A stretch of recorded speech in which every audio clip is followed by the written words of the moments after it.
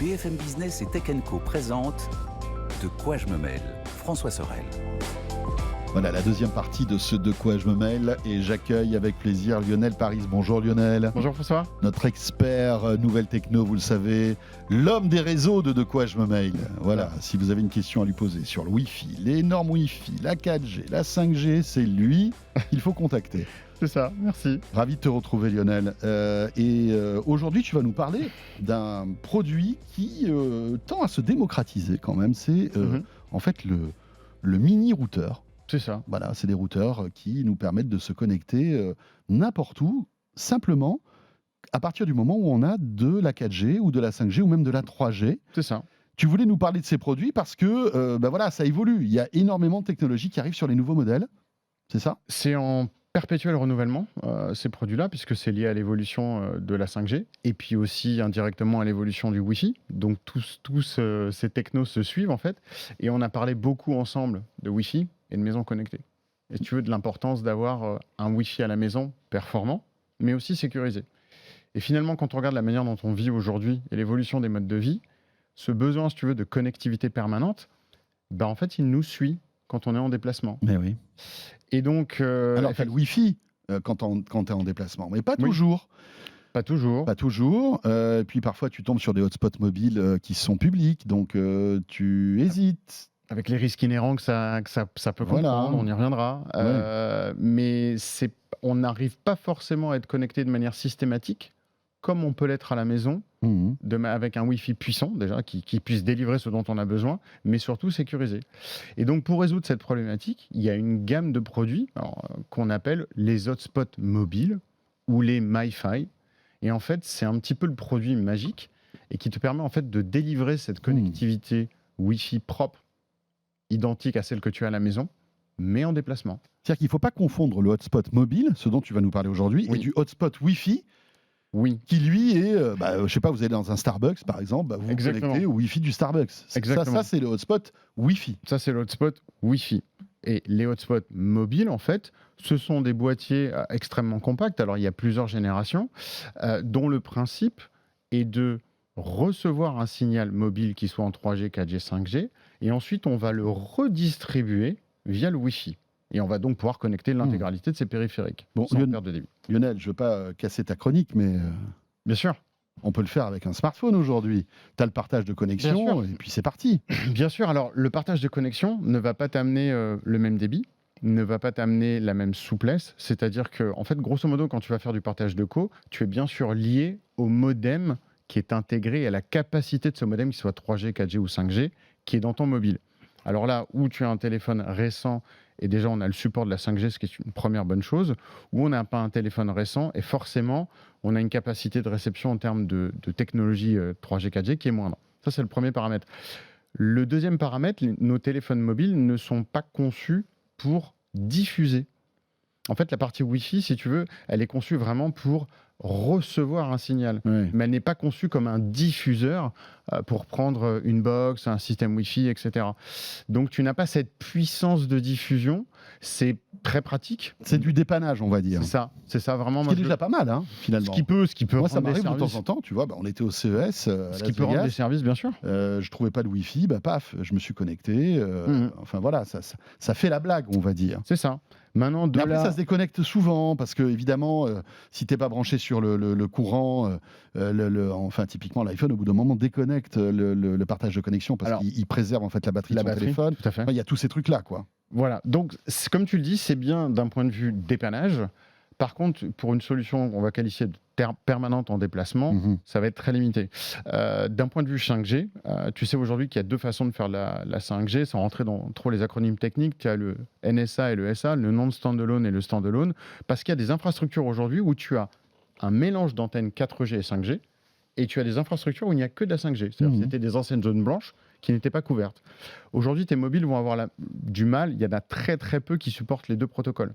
Donc encore une fois, ces hotspots mobiles vont avoir la capacité, eux... Oui, ils sont plus perfectionnés. Ils sont beaucoup plus perfectionnés. Pour choisir le meilleur réseau, etc. Il n'y a pas de miniaturisation qu'on va trouver dans un mobile. Donc il y a beaucoup moins de compromis en termes de réception. Dans tout ce qui est radiofréquence, on va dire. Voilà, c'est ça. Et dans tout ce qui est radiofréquence, réduire n'est pas bon. Dans certaines technologies, réduire, c'est bon. En radiofréquence, dans un mobile, on est réduit au maximum. Parce qu'il faut des antennes, etc. Il faut des antennes à l'intérieur du produit pour recevoir, et puis il en faut aussi pour diffuser. Alors ça existe depuis pas mal d'années, ce truc-là. Hein. Moi, je me souviens, les premiers hotspots mobiles, ça date de quoi? Du milieu des années 2000, non, à peu près? Ouais, c'est ça. C'est-à-dire que en fait, ces produits existent à partir du moment où on a commencé à faire passer de la donnée dans un réseau mobile. Si tu te souviens, là, c'est la rubrique histoire. On est en juin 2006. Et on a la première connectivité, à l'époque ça s'appelle le 3G+. Oui, le 3G+. Et c'est SFR qui tire le premier. Suivi le HSDPA, ça s'appelait comme ça. Exactement, suivi par UMTS, etc. etc. C'est des acronymes un peu compliqués. Alors attention, hein. À l'époque, nous parlons d'un débit en 2008. Ça s'appelait Aujourd'hui, on l'appellerait la 3,5G, mais ça ne s'appelait pas comme ça à l'époque. On parle d'un débit de 1 à 3,6 mégabits. Nous sommes en 2008. Et pour faire une connectivité sur un ordinateur portable, on utilisait ce genre de produit, des grosses clés USB dans lesquelles on mettait une carte SIM, c'est vrai, pour pouvoir avoir une connectivité donc en déplacement. Et là, on nous promettait une connectivité à 7,2 mégabits. Nous sommes en 2008. Le Wi-Fi, quant à lui, était en Wi-Fi 3 et on faisait du 54 mégas. Donc aujourd'hui, ça fait sourire. Ouais, mais c'est vrai que comme quoi, en même pas 20 ans, quoi, 15-17 ans, tout a changé, et tout s'est accéléré. C'est ça. Donc après, il y a eu la 4G qui est arrivée. Évidemment, tous ces produits ont évolué, se sont perfectionnés. En même temps, comme tu le disais, se sont mis à jour au niveau des spécifications Wi-Fi. Aussi, c'était les deux paramètres ont évolué, c'est-à-dire qu'on est passé des clés USB 3G aux clés USB 4G. Ensuite, on a eu sur différents constructeurs, ici là j'ai un produit Huawei qu'on trouve beaucoup moins maintenant forcément, qui était ce qu'on appelle un galet. Il y en avait aussi beaucoup chez Netgear, ça s'appelait des galets à l'époque. Les fournisseurs d'accès ont pendant des années distribué ces produits-là, ça s'appelle un domino chez certains, etc., chez Orange notamment. Et donc, la problématique de ces produits, c'est que c'était très pris et verrouillé par les fournisseurs d'accès. C'est-à-dire qu'à cette époque-là, eux qui fournissaient en fait le matériel. C'était une solution complète. Souvent, il y avait du partage de cartes SIM aussi. Enfin, ils avaient mis ça en place, etc. Exactement. Donc, tu achetais un produit avec une carte SIM et une ligne qui était associée. Et donc, à cette époque-là, forcément, on n'était pas dans les forfaits qu'on a aujourd'hui. Les SIM étaient bloqués. On ne pouvait pas faire aujourd'hui, tout ça, on trouve ça normal, mais ça n'existait pas. Les SIM étaient bloqués sur un opérateur. On avait des contraintes de forfait. On n'avait pas beaucoup de data. Il n'y avait pas beaucoup de data. C'était extrêmement coûteux. Et autant vous dire qu'à l'étranger, le roaming, ça coûtait une blinde. Très cher. Ouais, c'est ça. C'est pour ça qu'on se connectait, on préférait se connecter en Wi-Fi, même si c'était des hotspots publics. Oui, voilà, exactement. Alors après, effectivement, cette problématique de coût et le roaming qui est très importante. Alors moi, je me souviens avoir pris des Quenta de mobile sur des salons comme l'IFA à Berlin ou des choses comme ça. Et là, tu reviens, tu vas voir ton responsable après, tu dis, écoutez, je suis désolé, j'ai pris 600 € ou 800 € de mobile. Voilà, on était dans une époque, et je pense que ça n'a pas aidé au développement parce qu'il n'y avait pas encore la réglementation européenne qui, en fait, a cassé le roaming européen, en quelque sorte. Donc, pour ceux qui ne le savent pas, le roaming, c'était une charge supplémentaire à ton forfait de données qui était facturé par l'ISP parce qu'il n'y avait pas d'accord. L'Europe a mis 10 ans, à force de réglementation, à faire plier en fait les opérateurs. C'est ça, et à stopper ces frais de roaming à l'international. Et ça, c'est arrivé le 15 juin 2017.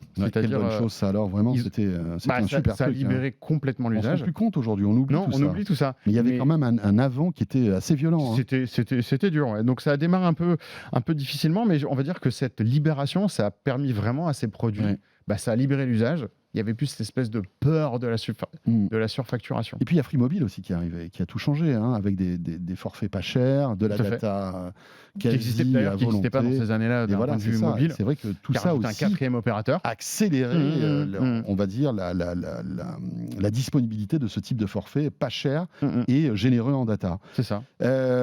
Bon, après voilà, tout ça évolue, bien sûr. Aujourd'hui, on en est où ? Aujourd'hui, on en est avec des produits qu'on va mettre dans sa poche, qui vont nous permettre d'être connectés littéralement partout, sur n'importe quelle typologie de périphérique, avec des débits qui seront fantastiques. Pour te donner un ordre d'idée, un hotspot mobile comme celui de Netgear là, que j'ai dans la main, ça permet à l'intérieur d'un bâtiment de recevoir un débit qui va être compris entre 100 et 300 mégas sans trop de difficultés. À l'extérieur du bâtiment, on va passer entre 400 et 700 mégas de débit sur une ligne en 5G. Alors bien évidemment, il faut être dans une zone de réception et ça va être lié à l'opérateur, à l'abonnement, enfin il y a un certain nombre de paramètres. Techniquement, cet appareil est capable de supporter des débits aussi élevés. Et est capable de supporter des débits extrêmement élevés. Et c'est le produit qui va te permettre de capter mieux en toutes circonstances. C'est-à-dire là où ton mobile va un peu commencer à peiner et que ça va commencer à être dur, bah lui, il aura que 2-3 barres de plus en fait. C'est ça, ça c'est intéressant. C'est-à-dire qu'il y a des endroits où je capte pas, ça nous arrive tous. Tu prends cet appareil, tu le mets en route, au même endroit. Tu vas avoir du réseau. Tu vas avoir de la réception. Mais comment on arrive à faire ça ? C'est tout simplement parce que c'est de la radiofréquence en fait tout ça. Et donc du coup, il y a besoin d'avoir des antennes. En fait, dans un mobile, il n'y a plus d'antenne. Une antenne sur un mobile, c'est un point de soudure en fait, que ce soit sur le Wi-Fi ou que ce soit sur la radiofréquence. Alors que ces produits-là, ils sont conçus, créés, développés pour avoir une extrême bonne réception et capter le signal dans n'importe quelle situation et même de manière encore plus large qu'un mobile. C'est important parce que je suis persuadé qu'il y a plein de gens qui nous écoutent ou qui nous regardent et qui se retrouvent dans cette situation, qui se disent j'ai une barre de 4G chez moi en levant le bras sur la terrasse, etc. Bien sûr. Testez ce type de produit. Parce que peut-être que ça va vous sauver la vie. Si par exemple vous avez un ADSL qui n'est pas bon, vous n'avez pas encore la fibre, il y a plein de zones comme ça. Bien sûr. Ces petits routeurs, en fait, ça peut être une solution intéressante. Si vous l'avez déjà, enfin peut-être que vous l'avez déjà testé. Je te rappelle que le premier opérateur qui a fait ça, c'est Bouygues. Si tu te souviens, en 2017, c'est vrai. Ils avaient lancé un cube. Dans le principe, à l'époque, on n'avait pas la fibre comme on a aujourd'hui, bien évidemment. Et l'idée, c'était de dire, les gens qui sont dans des zones blanches très mal reliées avec un ADSL très faible, on va leur donner accès à cette offre. Et donc, du coup, ils utilisaient ce boîtier avec une SIM pour faire de la réception donc, à l'intérieur d'un bâtiment. Donc ça, c'est... Alors évidemment, à l'époque, on n'était pas dans les débits d'aujourd'hui. On parlait de 20 megs. Mais quand on avait 3 megs en ADSL... T'étais bien content d'avoir... C'est à 20 megs. On était très content. C'est la fête. Oui, exactement. Donc l'utilisation de ces produits à l'intérieur du domicile, résidence principale, secondaire, temporaire, génial. C'est un réel cas d'usage. Le CES de Las Vegas. Oui. Il y a eu des nouveautés ? Exactement. Donc aujourd'hui, c'est une gamme dans laquelle tu vas trouver 6 produits, qui va aller de 400 € à 600 €. Et là, ils ont lancé le produit le plus puissant du marché au CES, qui est celui que j'ai ramené aujourd'hui, qui est le M6 Pro. Alors là, on a tout simplement le hotspot le plus rapide du marché. C'est-à-dire que j'ai le meilleur de chaque technologie. J'ai la 5G avec la NSA et les ASA. Donc là, ce boîtier supporte en 5G jusqu'à 4 gigabits de débit. Incroyable. Ils ont mis le Wi-Fi 6E, on en a parlé souvent ensemble, la dernière évolution du Wi-Fi, on monte jusqu'à 3,6 gigas. Et tu peux aussi, c'est extrêmement flexible, redistribuer même en filaire. Et là, ils ont mis un port Ethernet à 2,5 gigas. Donc, tu peux brancher, par exemple, dessus un routeur Wi-Fi performant. Un système Wi-Fi va pouvoir se brancher dessus. Ou un ordi. Et un ordinateur, redistribuer la puissance de la ligne 4G, etc. Ça sert à quoi, le petit truc en plastique là, qui est accroché à celui-là ? L'antenne qui est ici, en fait, ça te permet, dans le cas de l'utilisation dans un domicile ou en déplacement, d'aller encore améliorer la réception. Aujourd'hui, il y a des domiciles qui sont très enclavés où, même avec ce produit-là, on a du mal à aller au-dessus de 2-3 barres. Et donc, cette petite antenne, qui est un standard, en fait, on va la fixer sur une vitre. Il y a des petites ventouses intégrées. Et ça va permettre d'améliorer la réception à l'intérieur du bâtiment. Ouais, c'est comme si tu avais une antenne télé sur le toit. C'est exactement ça. Très pratique en déplacement aussi. Mais même à la campagne, ça peut sauver on peut imaginer du télétravail, ça. Dans le train. On peut la fixer derrière un ordinateur portable. Enfin, tu as plein de moyens de pouvoir, si vraiment tu es juste en réception, de pouvoir facilement améliorer la qualité du signal. C'est des produits qui sont sur batterie. Ça tient en moyenne 12 à 13 heures en utilisation, donc 24 heures en veille. Mais quelque chose qu'on trouve toujours plus aujourd'hui, ça fonctionne sur batterie amovible. Donc, on est capable de changer ces batteries. Tu peux en acheter une autre en secours. En acheter une autre, en avoir une deuxième, boum, on redémarre. Et puis, on peut se connecter à 10, 20, 30 là-dessus. Enfin, je veux dire, il n'y a pas... C'est le principe. Je reprends l'exemple du voyage et je reprends l'exemple de l'itinérance internationale, pas française et européenne. On est famille de 4 personnes. Au lieu d'avoir 4 cartes SIM dans 4 mobiles avec des forfaits voyage dans tous les sens ou des cartes SIM achetées localement, on en a une. On en a une et tout le monde... met là-dedans et tout le monde va l'utiliser pendant toute la semaine. On parle beaucoup de mobilité, mais est-ce que ça a du sens d'avoir ce type de choses dans des zones justement enclavées où, par exemple, je capte de la 4G, mais j'ai un ADSL qui n'est pas bon et j'ai pas de fibre ? Est-ce que ça peut être aussi une solution ? C'est clairement toujours aujourd'hui une substitution à quelqu'un qui n'a pas la chance d'avoir une connexion très haut débit. Parce que tu mets ton système d'antenne, tu l'accroches sur le toit, tu allonges un petit peu le câble. Même si tu n'as pas de réseau chez toi, tu trouveras sans doute un truc. Là, on arrive à rattraper un débit qui est beaucoup plus que convenable. Et encore une fois, je reprends l'exemple où malheureusement, il y a encore des gens en ADSL aujourd'hui qui n'ont pas la chance d'avoir des débits au-dessus de 5 mégas. Je serais très surpris qu'en 4G, on n'arrive pas à atteindre des débits qui surfent entre les 25, 30 et au-dessus. Ouais.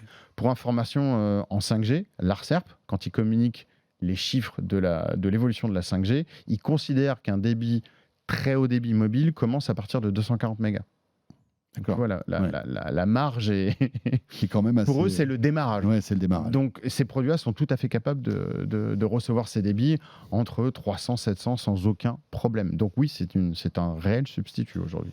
Eh bien voilà, à considérer si vous êtes dans une zone où il n'y a pas beaucoup de connexions, si vous êtes souvent en déplacement et que vous en avez marre de faire du partage de connexion, alors c'est sûr, c'est un petit investissement, mais croyez-moi, si vous avez besoin d'une connectivité de qualité, ça peut vous sauver la vie. Merci beaucoup Lionel. Merci François. Voilà, toujours intéressant de parler de toutes ces innovations et notamment ces hotspots mobiles. Merci Lionel Paris. Et ce De quoi je me mêle est terminé. Merci de nous avoir suivis. On sera là bien sûr le week-end prochain. N'hésitez pas à réagir, à nous laisser vos petits messages avec le hashtag DQJMM, notamment sur Twitter. Et puis que ce soit en audio ou en vidéo, on est là chaque week-end. À très vite. Merci de nous suivre. De quoi je me mêle sur BFM Business et Tech & Co.